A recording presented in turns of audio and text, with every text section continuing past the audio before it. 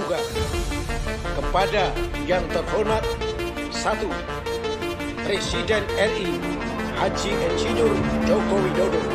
2. Ketua DPR RI Ibu Puan Maharani.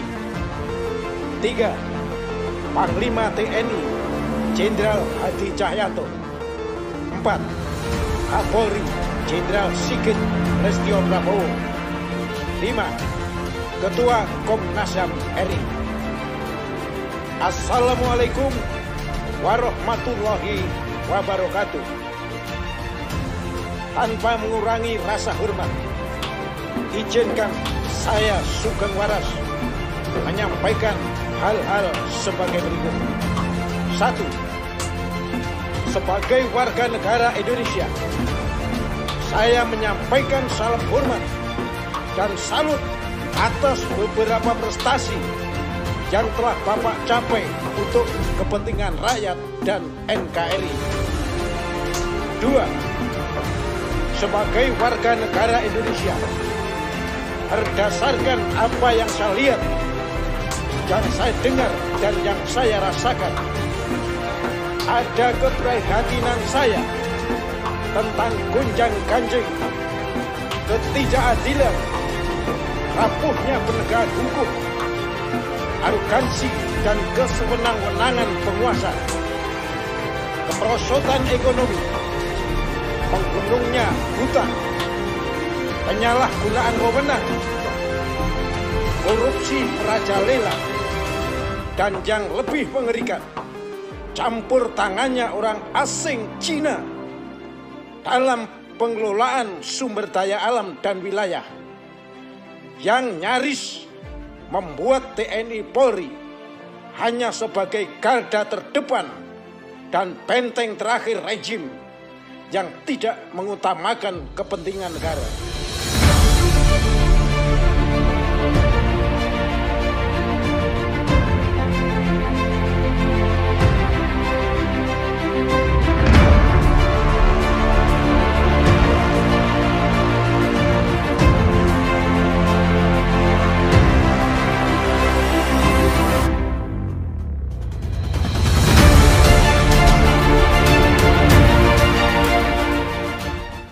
Oke ya, kemudian saya langsung kepada bagaimana dengan demo-demo sekarang.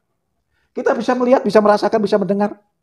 Pada waktu presiden pertama bagaimana terkenal dengan proklamasinya, dengan kemerdekaannya. Ya. Presiden kedua Pak Harto terkenal dengan pembangunannya, ya kan. Kemudian terus sampai sekarang Pak SBY, kemudian ya pembanding yang paling dekat Pak SBY. Pak SBY pernah nyampaikan pada tahun keberapa belum memerintah itu, Indonesia nggak punya hutang lunas, iya kan? Ya memang rata-rata semua negara itu pasti punya hutang. Itu dalam kaitan kerjasama antara luar negeri, ya kan. Nah kemudian sekarang kita bisa bayangkan 7.000 triliun itu tidak main-main. Apalagi ditambah dengan bukanya setiap bulannya sekian menjadi 7.000 lebih saat hari ini, detik ini. Dan itu terus berkembang.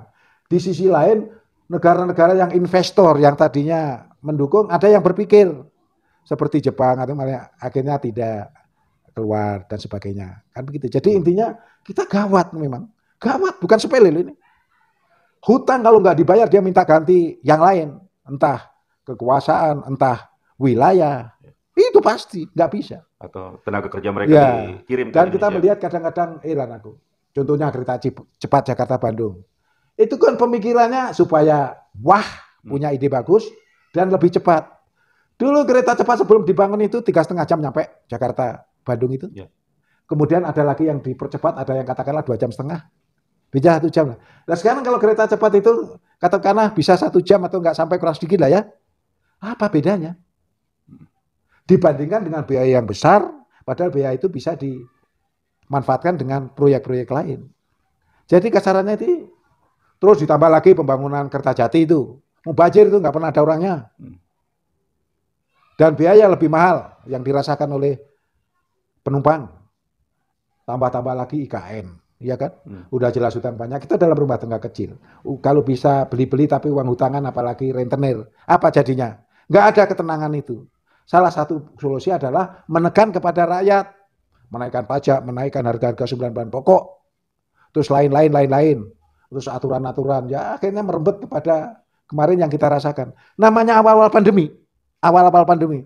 Tetangga kita, negara apa itu harga minyak dunia turun, negara tetangga ikut turun, kita rakyat merengai turun nggak digubris. Bayangkan, kasihan rakyat itu. Yang kita khawatirkan, ada negara-negara lain, apa-apa itu disebut oligarki, ya gabungan antara negara dan pengkhianat dari kita bergabung. Karena tidak mungkin negara itu bisa masuk tanpa ada yang dimasuki. Jadi selalu sejak zaman sebelum kemerdekaan namanya orang asing bergabung dengan pengkhianat orang kita.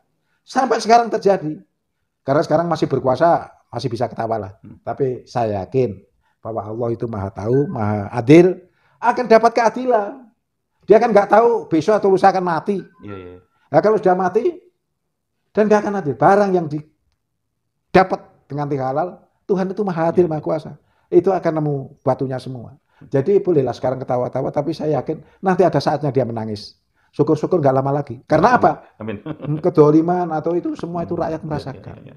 Jadi intinya bahwa kita berbicara situasi atau fenomena yang seperti tadi, membuat kita membanding-bandingkan, membuat kita merasakan. Intinya, nah kalau ada wilayah yang beratusan hektar disewa sampai dengan 99 tahun, hitung saja kalau satu generasi 25, 4 generasi itu dari rakyatnya ya, belum dari pejabatnya. Saya yakin pejabat ini nanti kalau misalnya diganti, dia juga bebannya itu masih nanggung bebannya ini. Iya, pasti. Makanya saya pikir otaknya di mana. Dan karena mereka, pemerintah itu memanfaatkan TNI Polri. Kalau mau tahu, TNI Polri itu tugasnya juga sebagai benteng garda terdepan dan benteng terakhir negara, bukan pemerintah. Betul. Nah kalau sekarang itu pemerintah, negara kan kita tahu tuh, ada pemerintah, ada rakyat, ada wilayah, ada pengakuan dari negara lain. Nah ini karena dia hanya pemerintahnya, jadinya terus sekarang. Kalau TNI Polri tidak membackup kegiatan pemerintah dengan rencana-rencana yang janggal, dengan rencana-rencana yang paradok, udah lama itu pemerintah itu bisa diatasi oleh rakyat. Nah sekarang rakyat, ya mohon maaf, saya nggak nutup-nutupi. Saya sudah terbiasa membawa anak-anak demo itu. Kalau kita mendahului datang, anak-anak demo itu ramainya kadang-kadang di jalan aja. Wah, oleh tetap ada positifnya lah ya, karena rakyat menjadi ini pejuang kita, pembela kita. Tapi sampai di tempat dikasih dengan kawat berduri itu aja lu mikir. Kan polisi juga ngerti bahwa itu harus disalurkan sebelum ke pusat, ke sasaran, beberapa jalan dialihkan. Itu sudah selesai, kadang-kadang 1 hari, paling lama 2 hari. Bahkan yang sering saya lihat itu hanya berlaku berapa jam saja. Nah itu akhirnya ada yang beberapa ditangani. Dan solusinya menangani itu supaya membuat jera. Entah itu adil atau enggak, yang penting dia jera. Kalau kita melihat peristiwa HRS, hanya kerumunan gitu, akhirnya ditahan meskipun sekarang keluar masih bebas bersyarat. Munarman dan lain-lain. Kemudian lihat lagi yang korupsi. Lah persoalannya HRS itu sama dengan persoalannya Jokowi atau anaknya waktu membuat kerumunan dihadapkan pandemi. Tapi kenapa Jokowi atau anaknya kan nggak di? Nah ini yang nggak boleh. Jadi nggak boleh pelaksanaan hukum itu tajam ke bawah, tumpul ke atas. Lebih jelek lagi, tajam ke semua yang berseberangan dengan pemerintah. Tapi tumpul terhadap pemerintah. Nah ini. Nah sehingga kita khawatir. Ciri-ciri komunis pertama-tama membuat orang miskin. Entah dengan jalan aturan, entah melalui aturan apa saja, entah melalui tindakan apa, terus rakyat pada ketakutan, rakyat ragu. Akhirnya kebebasan tidak tersalur dengan baik. Dan akhirnya dia juga cari sandang makan juga susah, miskin. Nah kalau sudah miskin, ini target pertama. Ingat, komunis itu selalu target pertamanya membuat orang lain miskin. Otomatis memperkuat pihaknya. Jadi nggak usah kaget kalau sekarang orang cari makan ada yang satu dapat 10.000, 20.000, tapi si Ahok itu 3 miliar itu satu hari. Bandingkan pendapatannya Ahok itu pun masih laporan rugi-rugi terus. Ruginya kemana? Iya kan? Nah situasi yang kayak itu pasti membangkitkan pikiran kita untuk berdemo dengan cara yang macam-macam. Hanya karena penekanan dari pihak penegak hukum. Kan orang kan jarang berani makjulkan presiden, lengserkan presiden, karena pihak penegak hukum memanfaatkan menggunakan dengan namanya IT itu siapa yang berbohong, siapa yang fitnah, siapa yang benci akan terkena itu.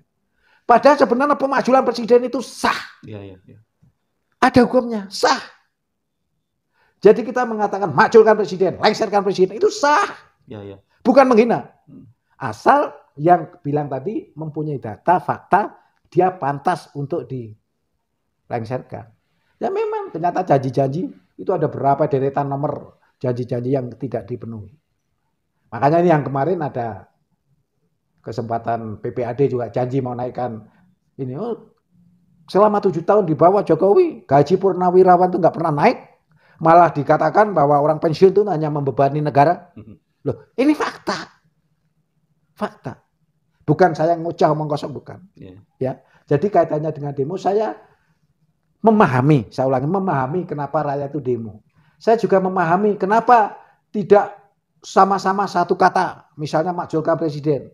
Ya karena tadi tekanan-tekanan dari pihak penegak hukum. Siapa bilang gini langsung ambil, siapa bilang gini ambil.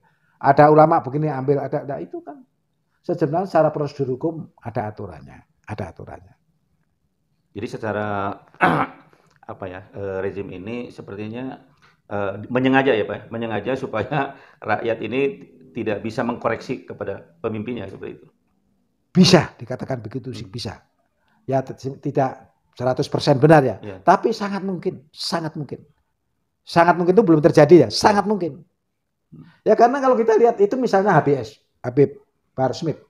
Saya mengikuti berapa kali itu dalam persidangan. Dalam persidangan itu gentle.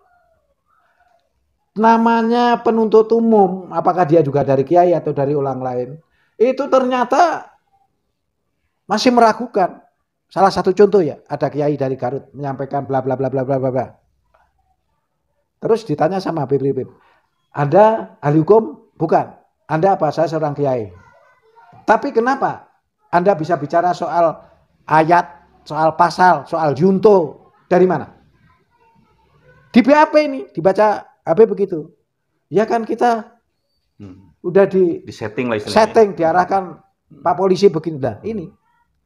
Jadi kita juga sedih merasakan, ya kalau jadi penegak hukum yang netral. Jangan lalu memancing-mancing, mengarahkan, menghasut, bahkan menjebak ya. Gitu. Jadi kembali lagi, hukumnya bagus tapi manusianya. Ya.